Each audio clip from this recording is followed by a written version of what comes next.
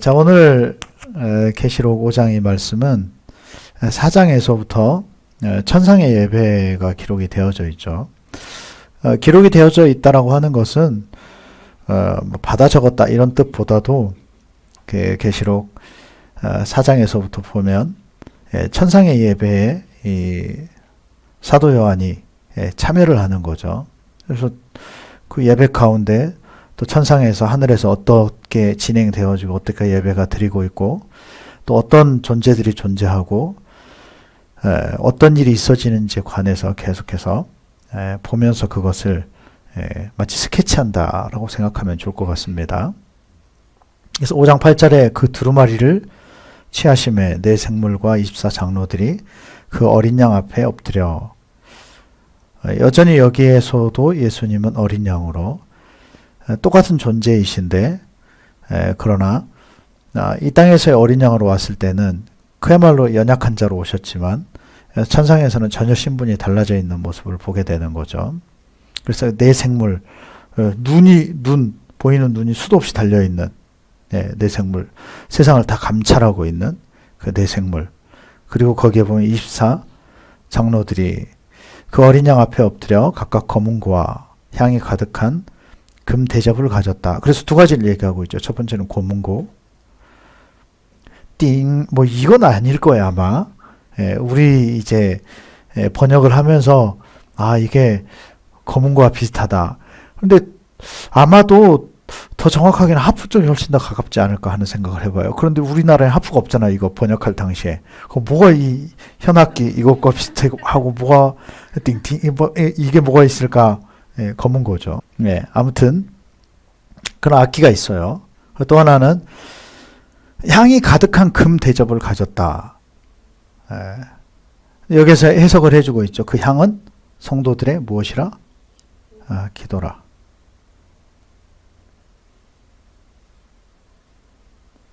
그 24장로가 그 네 생물과 더불어서 어린 양 앞에 엎드려서 경배하는 모습인데 그냥 빈손으로 하는 것이 아니고 매번 이 예배를 드리는데 그 안에 무엇이 담겨 있는가?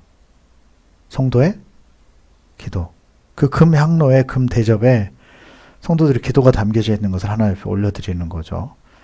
기도는 참 중요한 것입니다. 이것이 예배의 너무너무 큰 요소라는 거죠. 하나님 이것을 취하시는 거고요. 근데 그뿐만 아니고 또 하나 검은고, 어떤 악기. 이 악기는 과연 또 무엇인가 생각해 봐야 되겠죠. 오늘 여기에 관해서 나누려고 합니다.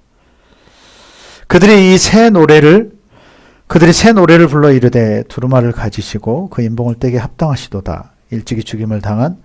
그래서 이 인봉을 뗀다. 7인이라고 하는 것은 말세의 징조들입니다. 신천지에서 자꾸 이거 이용해 먹죠. 지금 어느 인에 떼냐 이걸 질문해요. 내가 신천지 만났을 때도 그 질문을 하더라고요. 내가 누구한테 들었지? 나에게도 그 질문을 하더라고요. 인에 대해서. 근데 왜 그 질문을 하는가? 이걸 물으면 답을 할 수 있는 사람이 많지 않거든요. 그래서 기선제압용이에요. 그게. 이들은 전도를 나갔을 때 너희가 말씀을 모른다. 이걸 보여주고 싶은 거죠. 우리가 소망해야 되는 것은 하나님의 나라입니다. 하나님을 봐야 돼요. 우리 모두에게 명확한 예언은 우리 모두는 다 죽습니다. 하나님 앞에 서든지 지옥에 가든지 둘 중에 하나예요. 선택의 여지가 없습니다. 선택의 여지가 없어요. 그래서 오늘 사도 요한이 천상에서의 모습을 보고 천상에서의 예배를 보는 모습은 참 중요하다는 사실이죠. 우리가 거기에 대해서 알아야 되고 그것을 추구하는 삶을 살아야 된다는 사실입니다. 왜냐? 우리가 갈 곳이 그곳이니까. 그러나 거기에 관심이 없는 사람은 어디로 갑니까? 지옥행이에요. 이 땅에서 가끔 그런 얘기하죠. 내 사는 것이 지옥 같았다. 지옥을 진짜 모르는 소리예요. 정말 모르는 소리입니다. 지옥은 기본적으로 내내 불타고 있어요. 화상으로 죽는 게 제일 고통스럽다고 하잖아요. 최소 그 고통 가운데 살아요. 내내. 끝없이. 이 땅에서 하나님을 모르는 것에 대한 그건 대가입니다. 대가예요. 거기에 대한 회개예요. 그런데 회개를 해도 구제 방법이 없는 것, 그것이 제일 안타까운 거죠. 이 세상 사는 사람들 가운데 좀 전에 그런 어떤 이야기, 내가 사는 것이 지옥 같았습니다 라고 한다면 공통점은 그걸 거라고 생각해요. 지옥과 공통점은 아직도 해결이 안 됐습니다. 방법을 모르겠습니다. 여전히 내가 고통 가운데 있습니다. 어쩌면 그런 이야기가 아닐까 싶습니다.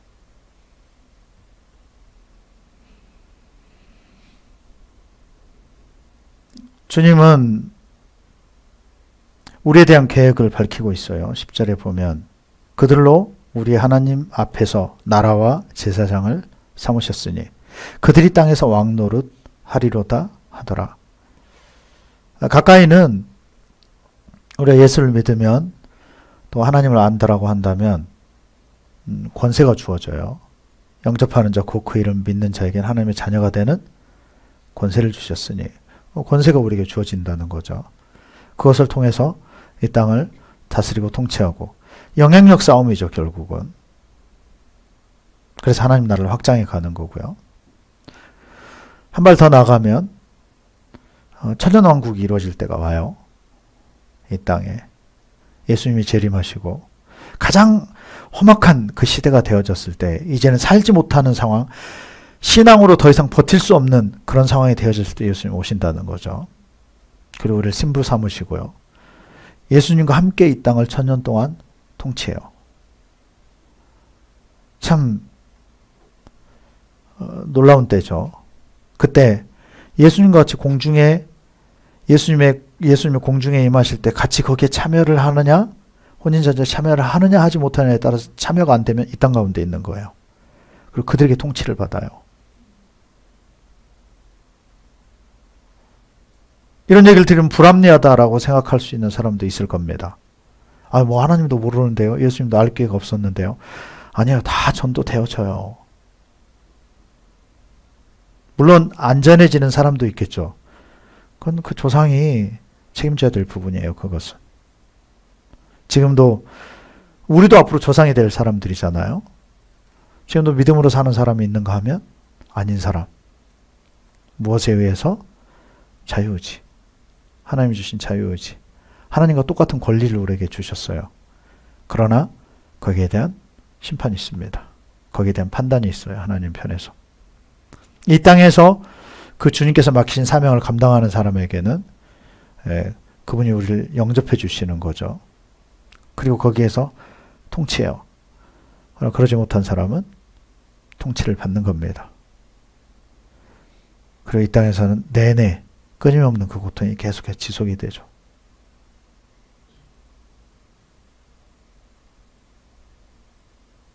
그걸 누가 알겠어? 그 사람은 가서 경험해야 돼요. 가서 경험해야 될 사람입니다. 그러니까 그렇게 살아가고 있는 거죠. 그러나 주님은 이 땅에 우리를 제사장으로 부르셨어요.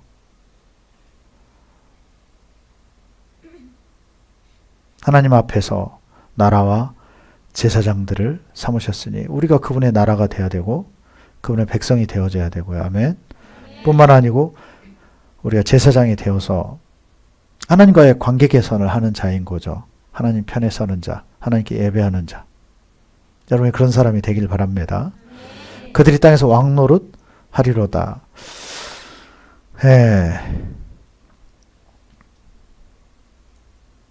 생물들, 장로들을 둘러선 천사들의 음성이 있으니 그 수가 만만이요 천천이라. 그때 당시에는 100만 이런 식의 표현 방법이 없어서 만만 이렇게 표현을 해놓은 거죠.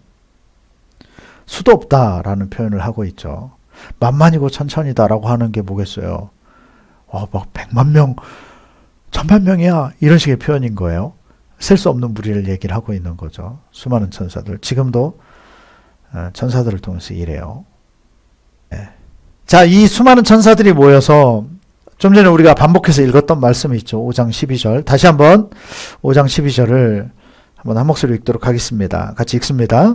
큰 음성으로 이르되 주기 죽임을 당하신 어린 양은 능력과 부와 지혜와 힘과 존귀와 영광과 찬송을 받으시기에 합당하도다 네, 하더라. 한 번 더 읽겠습니다. 읽습니다.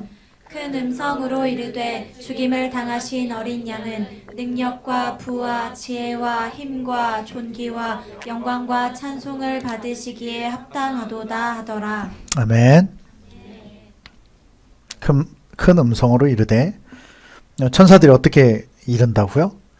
큰 목소리 찬양할 때 어떻게 해야 돼요? 크게입니다. 일단 하나님께 들리고 봐야 돼. 기도할 때는 어떻게 해야 돼요? 크게입니다. 아주 단순하지만 아주 담백해 좋습니다. 그렇게 해야 돼요.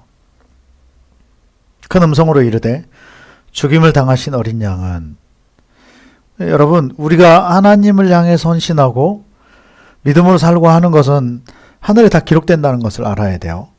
예수님이 이 땅에서 죽고 끝난 게 아니라는 거죠. 거기에 관해서 계속 천상에서는 그 노래가 계속 되어지는 거예요. 계속 북한이 아니지만 그 위대하신 우리 주님을 향해서 이런 외침이 계속할 수 있습니다. 큰 음성으로 이르되 죽임을 당하신 어린 양은 능력과 부와 지혜와 힘과 존귀와 영광과 찬송을 받으시기에 합당하도다 하더라. 여러분, 내 편에 얘기합시다. 이것이 찬양 제목입니다. 이것이 찬양입니다. 이것이 그 딱 표본이에요. 큰 음성으로. 내용은 이렇습니다. 죽임을 당하신 어린 양은 능력과 부와 지혜와.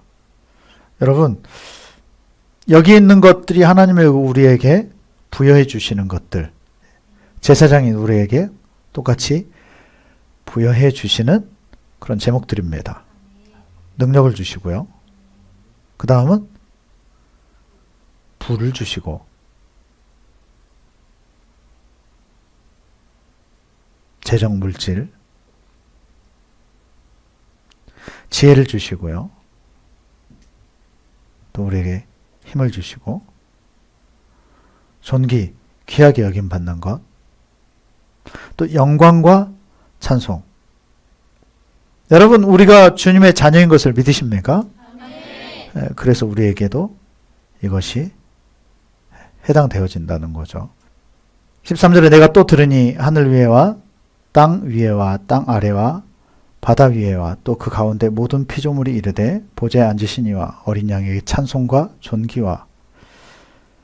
좀 전에 그 천상에서 뿐만 아니고 하늘 위에서 또 땅 위에서 땅 아래와 바다 위에와 또 그 가운데 모든 피조물이 이르되 보좌에 앉으신 이와 어린 양에게 찬송과 존귀와 영광과 권능을 세세토록 돌릴지어다. 여러분, 이것이 우리 미래의 모습이에요. 아멘. 여러분들은 어디에 속해 있을까요? 온 세상이 하나님을 이렇게 찬양해요. 지금도 마찬가지죠. 지금 교회들도 마찬가지고, 교회가 이것을 놓치면 안 돼요. 우리가 이것을 놓치면 안 됩니다. 내 생물이 이르되 아멘하고 장로들은 엎드려 경배하더라. 이 땅의 대기는 공기입니다. 산소죠.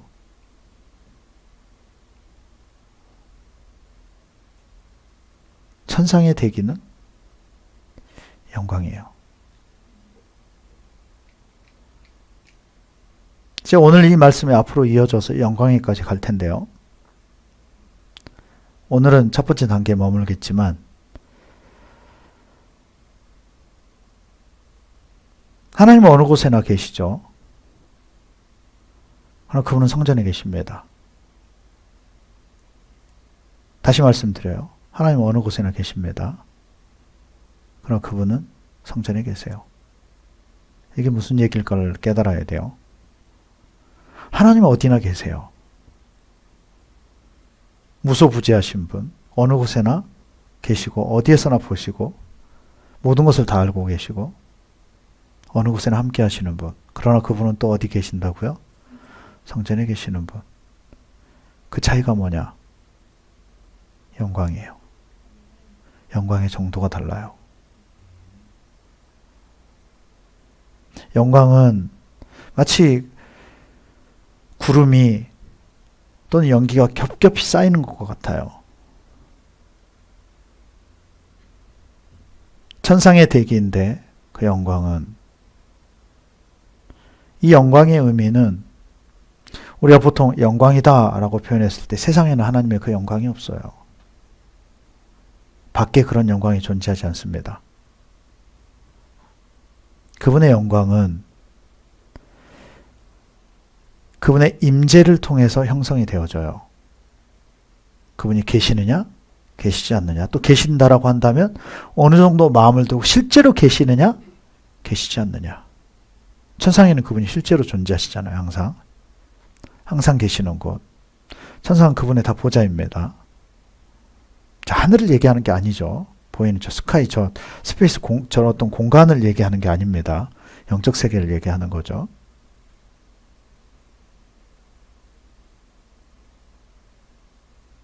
그분이 실제로 계시는 곳. 그곳이 어디라고요?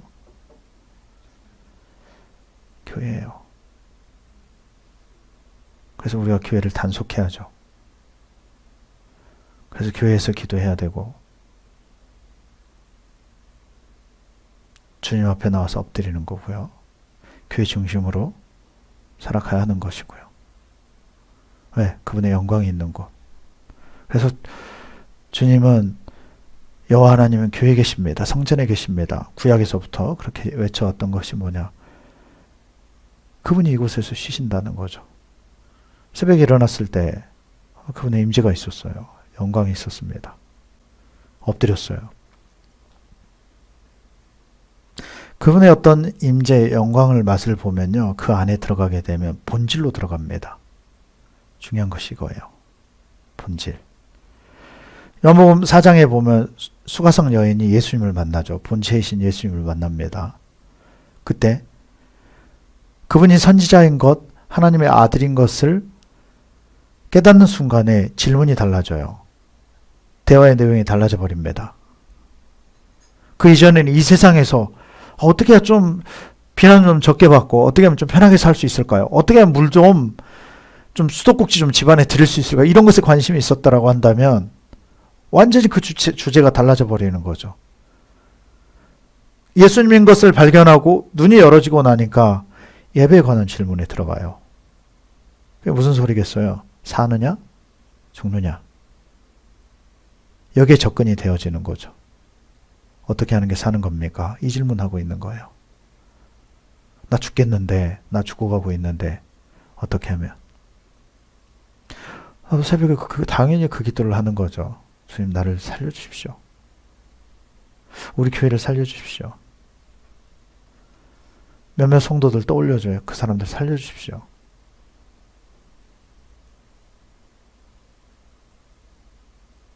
사는 방법을 알려주셨어요. 그게 오늘 말씀이에요.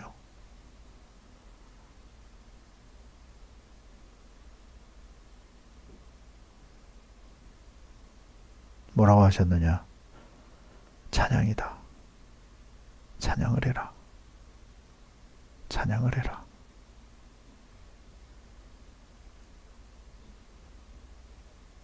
우리가 살 수 있는 유일한 길은요, 하나님을 만나는 겁니다. 영광을 경험하고 영광 안에 사는 거예요. 하나님 안에 사는 것만이 유일한 살 수 있는 비결이에요. 우리 교회 주신 메시지가 그거예요. 찬양을 해라. 찬양을 해라. 찬양을 해라. 이 열방 가운데 주시는 말씀입니다. 찬양을 해라. 자, 그래서 천상에서의 대기인 그 영광, 그것은 다른 말로 하면요, 우리로 하여금 땅의 것들로부터 하나님의 그 임재 앞으로 끌어올려지는 것과 같아요. 물론 그분이 찾아오시죠. 근데 그건 마치 마중물과 같아요. 그분과 함께 천상으로 들어가는 겁니다. 그 천상에서 펼쳐지는 그 대기가 이 땅 가운데 펼쳐지는 거죠. 여러분, 예배가 그런 예배가 되어져야 돼요. 첫 시작은 찬양입니다. 그래서 찬양에서 찬양을 드릴 때 그 찬양을 주관하는 영이 있어요. 하나님은 원래 그 역할을 루시퍼에게 맡겼죠. 그 영역이 너무너무 큰 영광스러운 영역이에요. 그리고 루시퍼도 타락해버립니다. 그 너무 큰 영광을 봐버린 거예요. 그 욕심에 빠져들어가 버린 겁니다. 여러분, 찬양에 놀라운 역사가 있어요. 사탄은 여전히 찬양하는 것을 방해해요. 모든 게 다 막히거든요. 모든 것이 막힙니다. 찬양하는 시간에 집중하지 못하게 하고요. 찬양을 마치 예배 전 무슨 디저트 같은, 아니 먼저 뭘 에피타이저, 이런 수준으로 알게 해요. 절대 하나님 못 만나는 거죠. 찬양에 깊이 들어가지 못하기 때문에. 왜? 혼자만 딴 공기에 있는 거예요. 혼자만. 그곳에 하늘에 그 기류가 있는데도 불구하고 본인만 밖에서 가져온 그 쏴한 그 차가운 냉기로 휩싸여 있는 거죠. 마치 공기층을 형성해서. 찬양에 대해서 못 깨달아요. 찬양을 할 수 없으니까.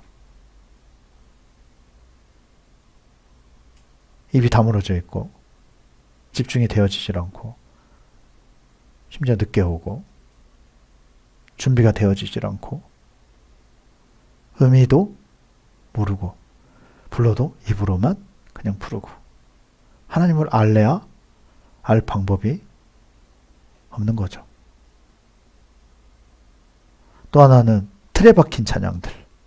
그 수준을 못 벗어나 특히 예배팀들 조심해야 돼요. 항상 틀에 박혀서 이 정도면 내가 만족. 그 선에 머물러 있는 것. 아주 치명적입니다. 성경에서는 그렇게 말씀합니다. 우리 찬양 날마다 새로워야 돼요. 새로운 찬양으로 드릴 수 있어야 돼요. 마음이 새로워야 되고요. 한계 지어지면 되어지지 않고요. 열정적이고 사랑이 넘쳐나야 되고요.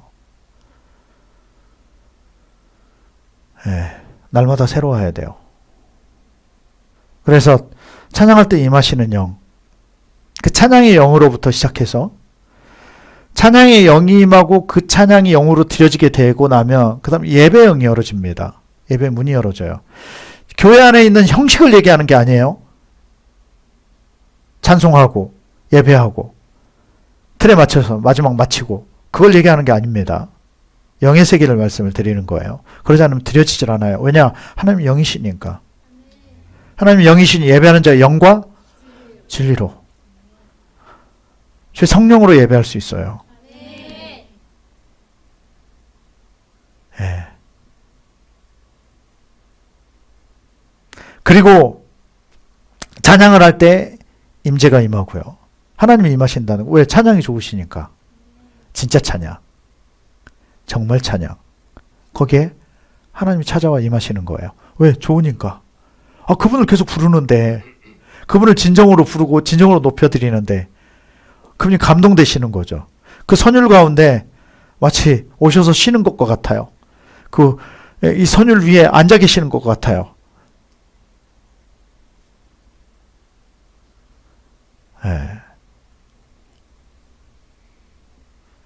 그분의 임재가 임하고 그때 예배형이 임해요. 깊은 예배를 드릴 수 있게 되죠. 그 예배가 되어질 때 여기서 함정은 뭐냐? 그것을 어떤 틀로 만들고 규격화시키면 절대 그 예배로 들어가지 못해요. 절대라고 할 수는 없겠지만 대부분 많은 부분에 있어서 예배라고 할 수가 없어요. 그냥 종교성일 뿐인 거죠. 우리가 그 틀에 잡히면 안 됩니다. 때로는 찬양만 하다 끝나야 돼요. 예배 문이 안 열어진다고 한다면. 이해가 되십니까?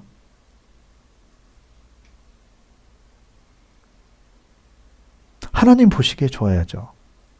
하나님 임재하시기 좋아야죠. 그분과 상관없이 막 진행이 된다라고 한다면 굉장히 곤란하죠. 아니, 예배는 하나님의 상과 같잖아요. 식탁과도 같아요. 그분 영광을 드셔야 되는데 그분에게 입맛이 안 맞는다라고 한다면 그분이 싫어하는데 자꾸만 이상한 거 갖다 드려. 우리 형식에 맞춰서 하고 우리 것을 요구하고 주님이 싫다 해도 드시라고요. 아, 우리가 정성껏 하잖아요. 우리도 애쓴다고요. 드세요. 여러분, 그런 음식점 가면 다시 가겠어요? 우리 정성도 좀 보시라고요. 그 정성이 뭐가 중요해요? 짜, 엄청 짜. 이 나트륨 때문에 도대체가 주님이 나 살 때문에 안 된다. 나 속이 안 좋다 해도 드시라고요. 예배잖아요. 주의를 지키라면서요. 드세요.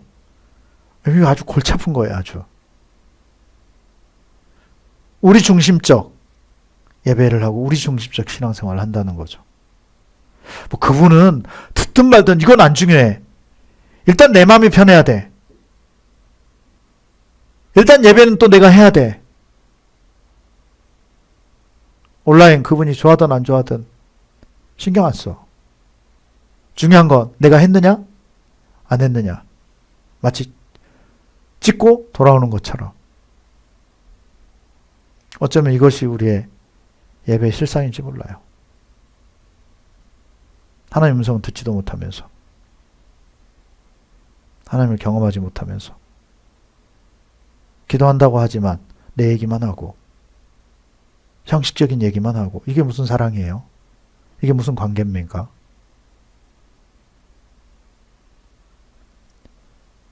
식스센스 영화 너무 오래돼서 여기 아는 사람 몇 없겠지만 우리 젊은이들이 식스센스 한번 봐보세요. 예. 브루스 윌리스가 주인공 맞죠?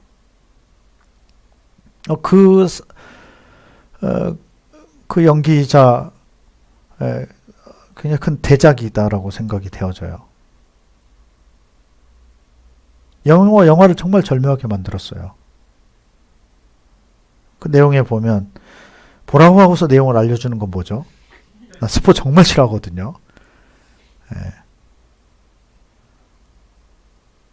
부부가 계속 대화를 나눠요. 결혼 반지 이야기도 하고 어떤 추억들에 대해서도 계속 대화를 나누죠. 영화는 그렇게 계속 진행이 돼요. 계속 대화를 나눠요. 절묘하게 대화를 합니다. 나중에 알게 된 것은 그 사람은 혼자 하는 대화였어요. 다. 대상 아내가 죽은 거죠. 이미. 근데 그 혼으로 그곳에 와 있는 거죠. 근데 카메라 앵글은 그 둘이 계속 같이 있는 모습을 찍는 거죠. 둘의 대화를 담고.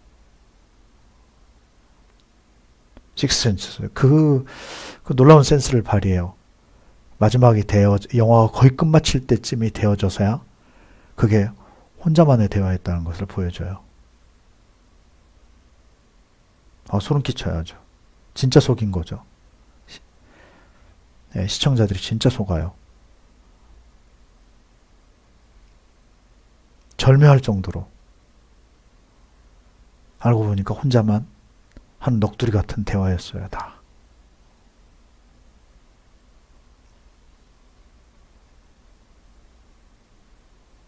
죽은 사람에게 대화를 하고 있었던 거죠. 그래도 그 모습은 아름다워요. 왜냐? 추억이 있고요. 그 안에. 실제 되어진 일들이고요. 진짜 마음이 담겨져 있는 대화들이었으니까. 그래서 시청자들이 속을 수 있는 거죠. 근데 여러분, 하나님과의 관계라고 생각해 보세요. 너무 일방통행을 해요. 하나님과 상관없이. 어느 곳에 하나님의 영광이 임하는가? 그분의 마음을 알아주는 곳. 그분을 진짜로 찬양하는 곳. 진짜로 찬양하는 사람. 그분의 마음에 맞는 자. 그래서 그분은 찾아와서 임재하시는 거죠. 그분이 예배를 받기 시작해요. 그때부터 예배의 영이 임하는 거예요. 예배가 하나님 앞에 올려드려지기 시작하는 겁니다. 너희가 진정으로 예배할 때가 온다. 그것은 영과 진리로 예배할 때. 내 영이 아니라 성령에 의해서. 그 얘기는 내 영도 당연히 포함이 돼요. 연합되어지는 거거든요. 내가 그분의 영에 의해서 압도되어지는 겁니다. 그리고 진리로. 말씀을 기반으로. 진짜 예수로. 그렇게 드려지는 예배. 그래서 찬양에서 찬양을 통해서 주님이 임재하시고요. 예배의 단계로 들어가고 마지막은 영광의 영역으로 들어가는 거예요. 천상을 이 땅에서 경험하는 겁니다. 그것이 예배의 본질이에요. 그것이 예배의 또한 목적입니다. 예배의 영이 임할 때까지, 그분의 영이 임하실 때까지 찬양해야 돼요. 똑같은 시간을 찬양해도 어떤 사람은 들어가는가 하면 어떤 사람은 단절된 사람도 있어요.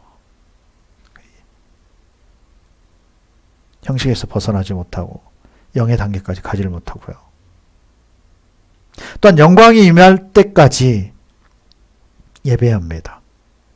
아멘.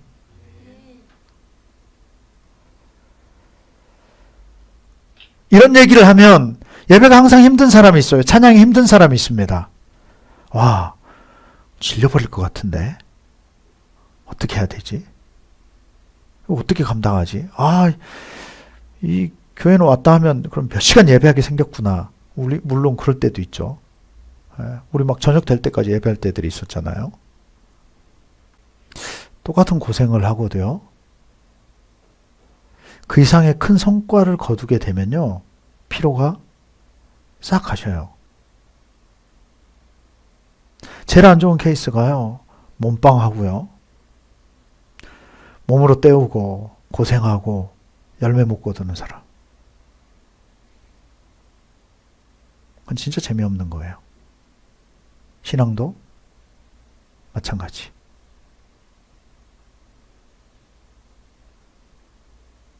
기왕한다라고 하면 열매까지 거두고 맛을 봐야 돼요. 그러면 그 수고가 보상이 됩니다. 또 그것을 추구할 수 있게 돼요.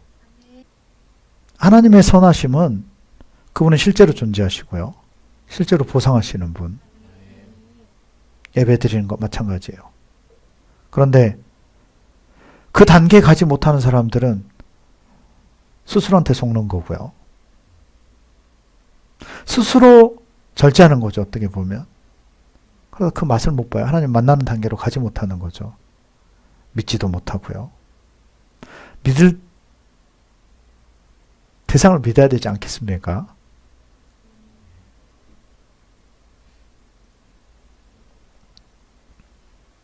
우리가 어떤 찬양, 그것을 통한 임재, 그리고 예배, 영광, 이 단순한 원칙을 붙잡을 수 있다라고 한다면요. 하나님 안에서 여러분이 원하는, 당신이 원하는 그 모든 것을 다 가지게 될 거예요. 하나님 안에 다 있다니까요. 그래서 나는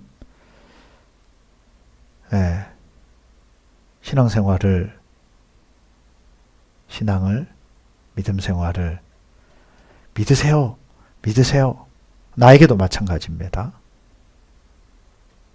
맹목적으로 믿으세요. 이건 난 싫어요.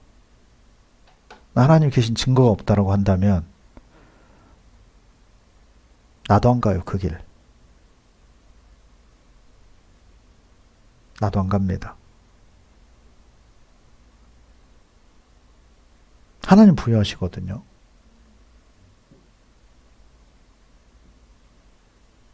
하나님께 모든 것이 다 있어요. 그 영광까지 가야 돼요. 여러분, 그때 변화돼요. 왜 변화가 안 되는 줄 아십니까? 영광에 접속이 안 되니까.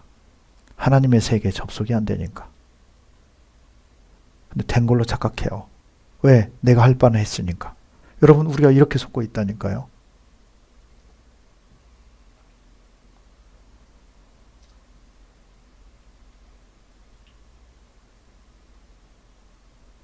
하나님은 실제하시고요. 실제로 역사하시고요. 예. 우리가 찬양과 그것을 통한 임재, 하나님이 원하시는 그 예배, 그리고 영광의 이 단순한 원칙 안으로 들어간다고 한다면, 그런 삶을 산다라고 한다면 정말로 하나님 안에서 우리가 원하는 바라는 그 모든 것을 가지게 될 수 있어요. 그것이 전제입니다. 진짜 찬양이 돼야 되고요. 여러분, 하나님의 영광의 영역으로 들어가십시오. 그러면 모든 것이 가능해요. 지금 에덴교회 하나님이 요구하시고 이끌어 가시는 방향성이 이거예요. 오늘 새벽에 하나님께서 몇 가지 소원을 말씀드렸을 때 그 소원이 뭐냐고요? 난 하나님이 필요하다는 거예요. 다시 짚어주신 것이, 다시 돌아보게 하신 것이 바로 이거예요. 찬양. 그래서 오늘 찬양에 대해서 한 가지만 더 나누면, 찬양은 추수의 도구입니다. 무엇의 도구요? 추수. 결실을 가져와요. 열매를 불러옵니다. 찬양은 추수의 강력한 도구예요. 방법이 있습니다. 우리는 하늘의 씨를 뿌리는 거예요. 그러면 주님은 이 땅의 씨를 뿌리십니다. 형통한 삶이 되어지는 거죠. 찬양은 성숙하지 못한 자들의 것이고 중보는 영적인 사람들을 위한 것이다 라고 하는 이 가르침은 너무너무 잘못되어 있어요. 성숙한 자가 찬양할 수 있어요. 왜? 찬양의 정도가 다 다르거든요. 깊이가 달라요. 이건 진리에서 벗어난 이야기예요. 잘못된 가르침입니다. 진짜 깊이 있는 사람이 무엇 할 수 있다? 찬양할 수 있다. 자, 말씀 한 군데 봅시다. 계시록 19장 5절 말씀입니다. 계시록 19장 5절 같이 읽겠습니다. 보좌에서 음성이 나서 이르시되 하나님의 종들 곧 그를 경외하는 너희들아 작은 자나 큰 자나 다 우리 하나님께 찬송하라 하더라. 보좌에서 음성이 나서 이르시되 하나님의 종들 곧 그를 경외하는 너희들아 작은 자나 큰 자나 다 우리 하나님께 무엇하라? 찬송하라. 아멘. 아멘. 자, 빨리 정리하고 마치겠습니다. 중요합니다. 여러분, 찬양하는 소리는 항상 승리의 소리입니다. 여러분 뭘 선택해야 될지 생각해야 돼요. 이것이 원수가 찬양과 싸우는 이유예요. 찬양하는 루시퍼를 그래서 무너뜨려 버린 겁니다. 그래서 무너진 거예요. 자, 승리 안에 들어가지 않고서는요, 아주 오랜 시간 동안 찬양할 수 없어요. 그러니까 여러분, 천상에 가면, 하늘에 가면 찬양한다더라.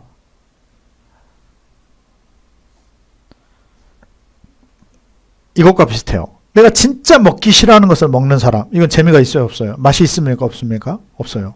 내가 재미없어 하는 게임이 있을 수 있을 거예요. 하면 재미가 있어요, 없어요? 게임조차도 재미가 없어요. 내가 관심 없는 것을 하면 재미없습니다. 여러분, 천상은 영광으로 채워져 있어요. 거긴 가면 그 찬양할 수 있는 것은 정말 특권이에요. 아멘? 특권입니다. 특권 중에 특권이에요. 재미가 있을까요, 없을까요? 여러분, 차원이 달라요. 여러분, 천상에서의 그 대기는 영광입니다. 영광의 찬양을 경험하면 찬양 재미없다는 소리 못해요. 지루할 겨를이 없습니다. 어떤 때 놀이공원 잘못 가면 내내 줄만 쓰다 오잖아요. 물론 줄 엄청 쓰다 한 번 타는 그 2, 3분의 것이 정말 짜릿하긴 하지만 그걸로 끝이에요. 너무 안타까워요. 영광 안에 하는 찬양은 질적 차원이 달라요. 여러분, 한 가지 좀 비교를 해드릴게요. 중요한 비교입니다. 들어보십시오. 우리들이 보통 문제를 놓고 기도를 해요. 여러분, 이것에 진짜 지금 해당되는 사람이 있어요. 잘 적용해 보시기 바랍니다. 잘 점검하세요. 우리가 문제를 놓고 기도해요. 문제가 있어서 또 기도하죠. 문제가 있으면 뭐 하라고요? 기도하라.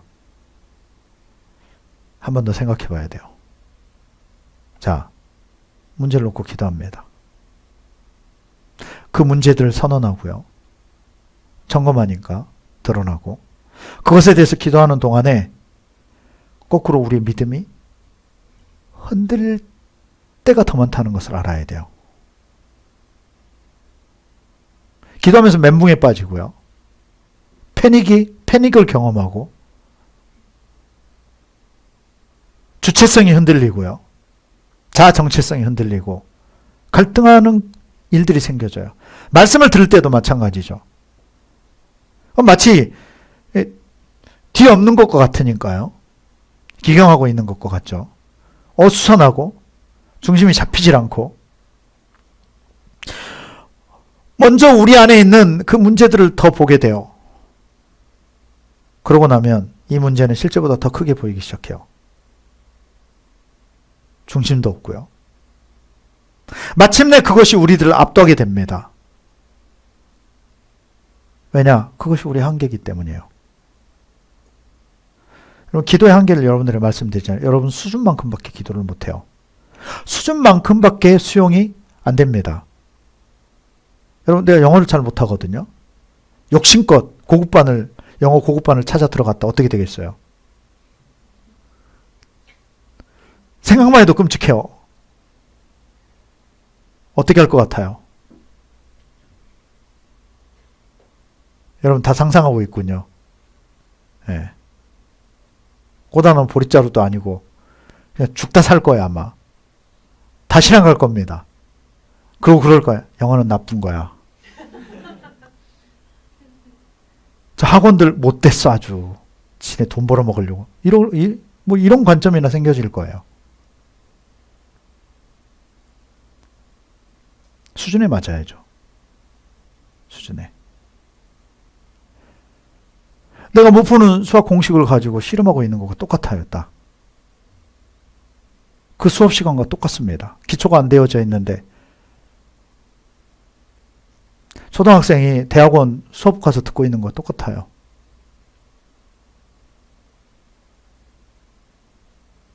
마침내 그 문제가 우리를 압도해버려요. 왜? 내 수준으로 못 푸는 거예요. 내 수준이 그것밖에 안 되기 때문에 거기 걸려 있는 거고요.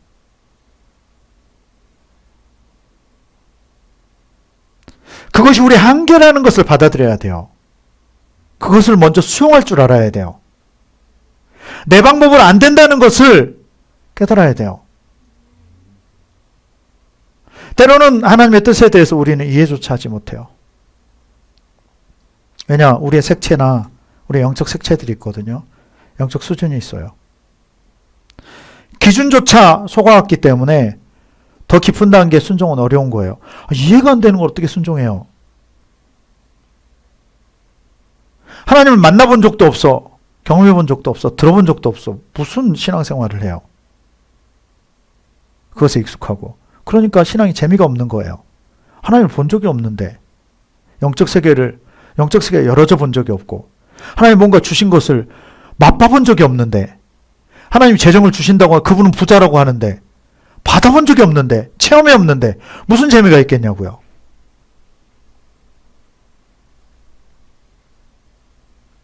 그래서 따라하는 것조차도 버거워요. 어려운 겁니다. 하나님이 좀 낮추고 시험하면 견디기조차 힘든 거예요. 왜? 납득이 잘 안 되니까. 이유도 모르고 뭐가 잘못됐는지도 분별도 안 돼.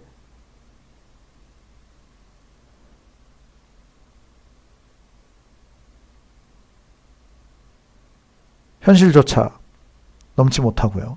현실이 받아들여지지도 않고 수용하지도 못할 장애가 되어지는 거예요. 기도하면서 마치 로마서 7장에서 말씀하고 있는 것처럼 율법이 무거운 짐이 되어진 것과 똑같아요. 죄가 율법을 이용해서 우리를 정죄하고 있는 것과 같은 거죠. 기도가 선한 것인데 그 기도에 압도되어져 버리고 기도에 눌려버리고 기도를 해도 답을 찾지를 못하고, 여러분 신앙 자체가 천국이 어차피 내 수준으로 안 되는 곳이에요, 여러분. 아, 내가 예수 믿어. 이게 무슨 체면입니까? 그런다고 천국 가지나요? 그런다고 확신이 있나요? 그런다고 불안함이 없어지나요? 실제로 그분의 나라는 좁은 문이고 좁은 길인데 참 그게 감사가 되더라고요. 여러분들이 나는 여기에 있는 자체가 얼마나 감사가 되는지 몰라요. 예.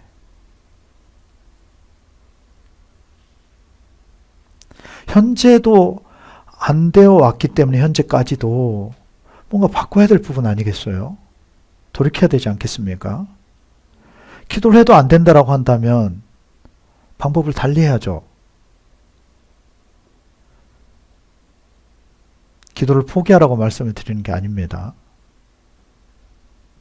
종교적 방법, 종교적 기도를 내려놓아야 돼요. 수준에서 벗어나지 못하는, 결국은 자기 수준 차원의 기도만 하고 있는 거죠. 내 수준에 맞지 않고 감당이 되지 않는 방법을 내려놔야 돼요. 어떻게 해야 되느냐? 끊임없이 회개해야죠. 그러나 한계가 이겁니다. 깨닫지 못하면 회개가 안 돼요. 그것이 한계예요. 어떤 기도를 차라리 해야 될까? 난 여러분들에게 이렇게 권면드리고 싶습니다. 기도로 응답을 잘 받지를 못하고 기도를 해도 이해가 잘 되어지질 않고 돌파가 안 되어진다. 차라리 주기도문을 하세요. 주기도문을 해요. 차라리 주기도문을 반복하고요.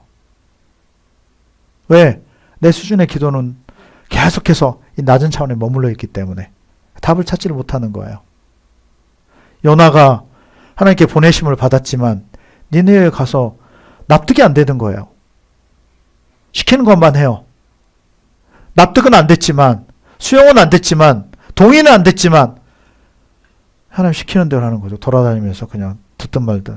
하나님이 니네 심판한대요. 심판해. 알아서들 해.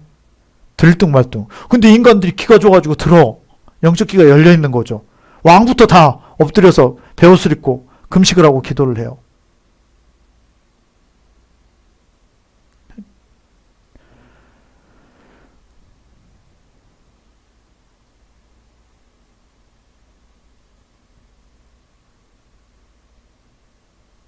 더 쓰러져 버리는 거예요.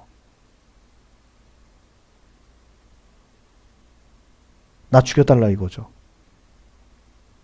왜? 납득이 안 되고 있으니까. 수용이 안 되고 있으니까. 수준이 안 되니까. 하나님이 그렇게 쓰시는 거 보면 참 감사합니다.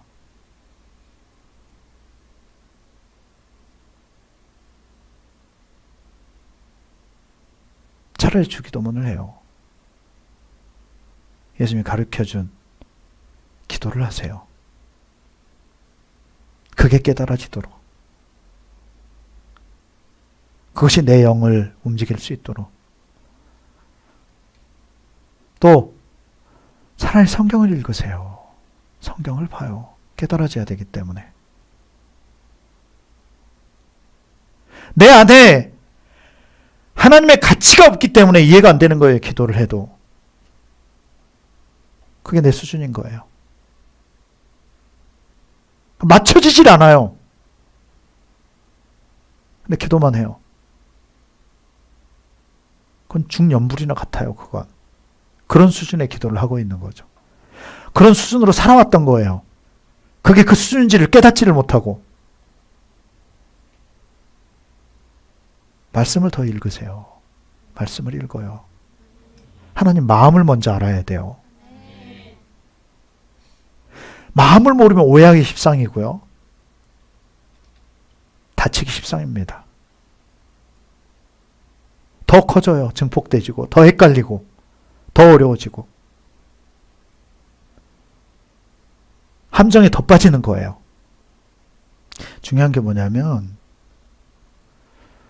수준 차이를 이해해야 돼요. 수준 차이를, 내 급을 인정을 해야 돼요. 자신의 틀을 깨기 위한 방법들을 찾아야 돼요.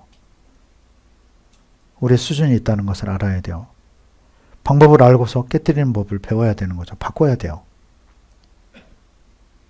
수준이 안 돼서 계속 정체되는지 몰라요. 정체되는 걸 몰라. 계속 그 방법만 고수하고 있는 거죠. 같이 병행해야 되는데 하지를 못하는 거죠. 왜? 기존의 수준이 그랬던 거예요. 기존의 방법이 그래왔던 거고요. 기도를 하지만 답을 찾지 못하고요. 계속 비슷한 위치에서 맴돌고 있는. 이제 정리하겠습니다. 여러분, 기도에 대한 맹점을 말씀을 드렸어요. 기도에 대한 한계점을 말씀을 드렸습니다. 기도해야 돼요, 해야 돼요. 중요하지만 여러분들의 그 맹점들을 지금 알려드리고 있는 거예요. 오늘뿐만 아니고. 이해가 되십니까? 그럼 어떻게 해야 되느냐? 놀라운 방법이 있어요. 찬양이에요. 기도가 아니라 무엇을 해라? 찬양을 해라.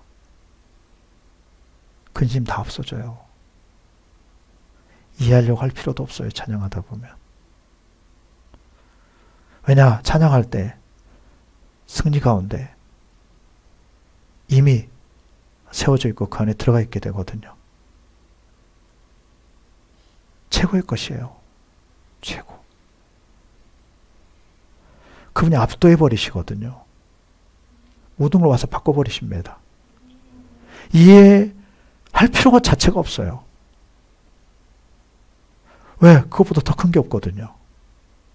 물질 아무것도 아니에요. 사랑관계 안 중요해요. 사업 뭐 이런저런 아무것도 안 중요합니다. 하나님의 영광을 봐버리면. 왜? 그 안에 모든 게 있는 걸 발견하거든요. 여러분 찬양할 때 하나님께 드려지는 찬양, 그 찬양할 때 승리 가운데 들어가요. 어렵지 않습니다. 아멘. 락을 푸세요. 특히 예배팀, 우리 모두 사람의 단계를 뛰어넘어가야 돼. 이것이 신앙입니다. 찬양하다 보면 어느 순간인가 예수님과 성령과 바톤 터치가 되어져 있어야 돼요. 내가 장악되어지고요. 영광이에요, 영광. 정말 그 영광 안에 들어가면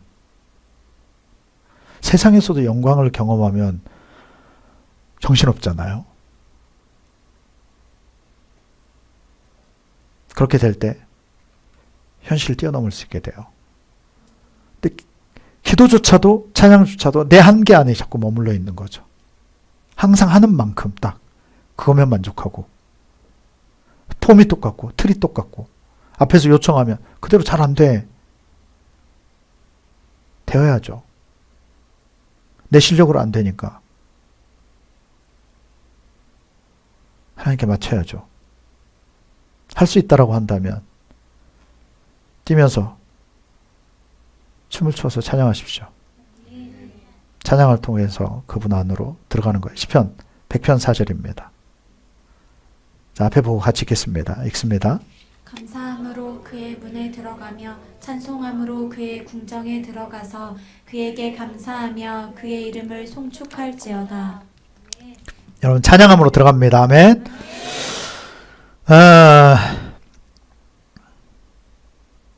오늘 여기서 마쳐야 되겠네요.